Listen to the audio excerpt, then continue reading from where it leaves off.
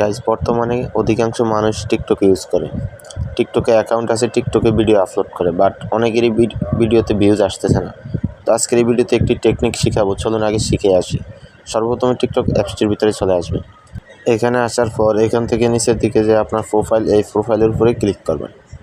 Click করার পর এখান থেকে উপরে যে 3 লাইন পাবেন, এখান থেকে 3 লাইন এটার উপর একটা ক্লিক করবেন। ক্লিক করার পর এখান থেকে নিচে সেটিংস অ্যান্ড প্রাইভেসি এটার উপর একটা ক্লিক করবেন। ক্লিক করার পর এই যে এখান থেকে আপনি দেখতে পাবেন কন্টেন্ট প্রেফারেন্স, এটার উপর একটা ক্লিক করবেন। ক্লিক করার পর এখান থেকে refresh your for you feed, এটার উপর একটা ক্লিক করবেন। এবার এখান থেকে এই যে নিচে কন্টিনিউ যে অপশনটি আসবে, এখান থেকে কন্টিনিউ এটার উপর একটা ক্লিক করবেন।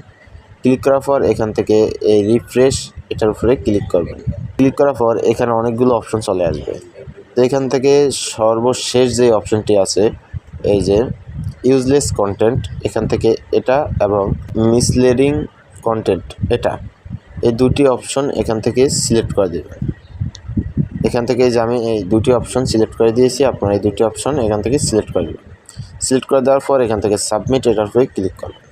ব্যাস, এতটুকুই কাজ শেষ। এবার আর আপনাকে কিছু করতে হবে না। এবার আপনি ভিডিও আপলোড দেবেন। এই কাজটা কিন্তু আপনি ভিডিও আপলোড দেওয়ার আগে করবেন। ভিডিও আপলোড দেওয়ার আগে এই কাজটি করে এসে ভিডিও আপলোড দেবেন, তাহলে আপনার ভিডিওতে বেশি ভিউজ আসবে।